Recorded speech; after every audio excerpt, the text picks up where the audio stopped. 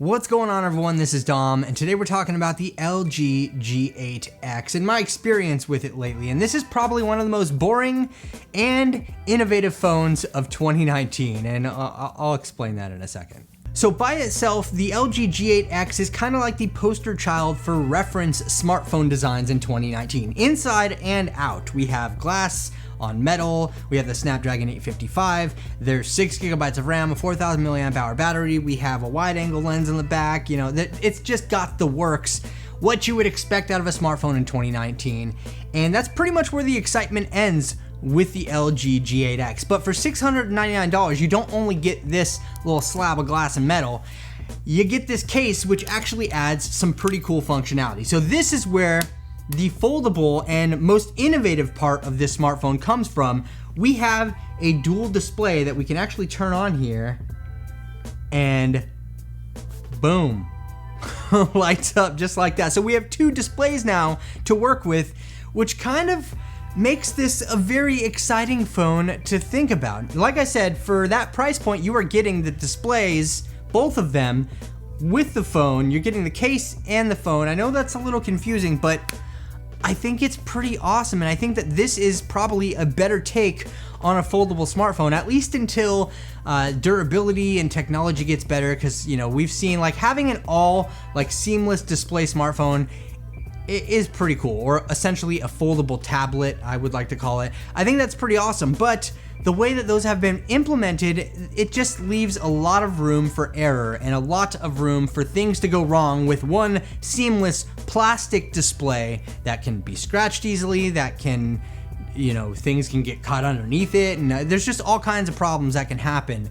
with something like that right now anyway. And I'm not discounting any of the foldables that have come out recently, but I think that this is the most practical foldable that we've seen to date. Of course, we do have an in-display fingerprint sensor here. There's a front-facing camera, and what's even more interesting is that we have a notch on the other side that's actually a cutout in the display. It's not just there for style. They use the exact same display on both sides, so it's just kind of there. I don't really mind it that much. I guess it's balanced, if you want to call it that. Oh, and regarding the actual displays here in terms of specifications, they're both 6.4 inches diagonally, and we have a resolution of 1080 by 2340. So I think that more or less you get a very similar experience with this kind of foldable versus one that's a seamless screen all the way across. Of course, if you're watching like a movie on like a foldable tablet, I guess, it's a much more enjoyable viewing experience, because, well, you can't do that with this, though you can kind of spread out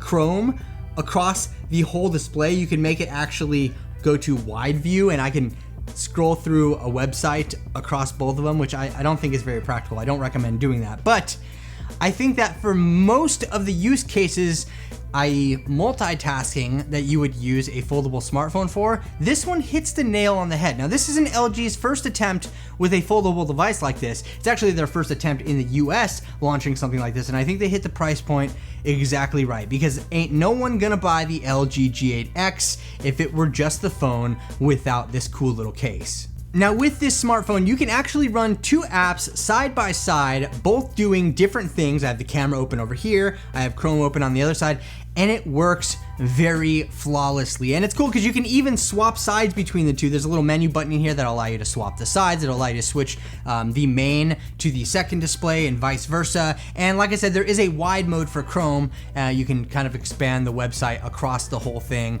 which is awesome. Now, another awesome thing here is the way that this thing handles gaming. Inside of here, LG has built a gamepad app that runs on the second display, and it'll actually allow you to map controls in a game to that second display, and you can kind of play it like, I don't know, you just hold it like it's a game, like just some kind of NVIDIA Shield or something like that, or I guess a 3DS, and you can play it like that, which I think is actually pretty awesome. I do also like the fact that you can have independent control over the brightness on one side versus the other, which is pretty cool. And as far as like the battery life goes, this case does not have its own battery. So you're sucking juice out of your LG G8X for the second display.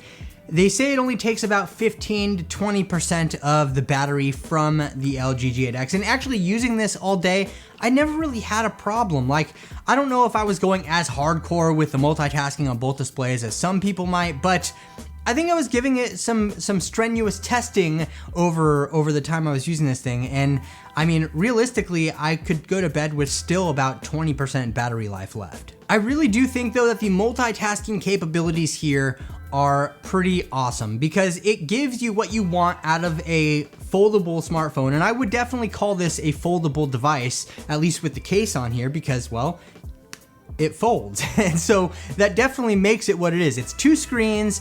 It folds up to be a small compact phone. You can even fold it backwards to make it just one display all the way open. But I think that it's very, very usable. Like, I mean, obviously having like a full-on folding smartphone like the Galaxy Fold or the Huawei Mate X, those things are cool.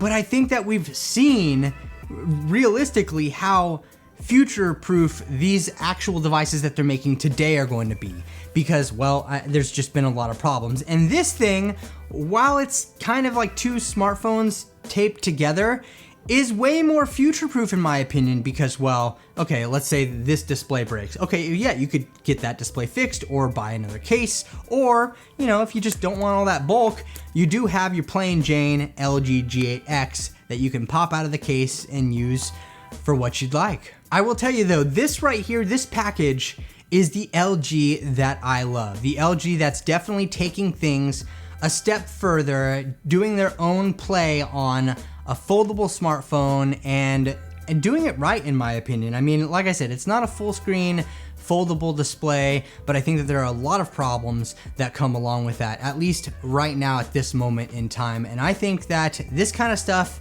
is what LG should continue down their path doing, because I quite like this whole thing. Like, I like how they've put it together. And the case, it's not like a super durable case or anything like that. And in fact, the charging on the bottom is a little weird. You have to use an adapter. That's a magnetic connector right here, which is fine. Although in my experience, it's not the strongest and sometimes slips off, but like, you definitely can't use the phone and have it charging because it'll just slip off there. But, you know, no worries. You could even wirelessly charge through this case, or you could just take the phone out and charge the phone itself via the USB Type-C port on the bottom. Oh, speaking of on the bottom, we do also have a headphone jack as well, so that caters to all of those people that like the wired headphones and everything. And I think that overall, the G8X by itself, very boring phone, but what you get with the price you pay for this makes it super duper exciting. And I don't know, something about this phone that just touches me just right, and I think that it's pretty cool. We do, like I said, we have this little display on the front, not much information happening there, not very useful, but overall, I think that LG did it right. And I don't know, I wanna know what you think about the LG G8X Thin Q, though I don't think anybody's ever gonna call it that, in the comment section below. And if you enjoyed this video, leave it a thumbs up, and also be sure to subscribe to the channel, and don't forget to hit the notification bell so that you can be notified when new videos like this drop in the future. So thank you so much for watching, everyone. I really appreciate it. This is Dom, and I'll catch you in the next video.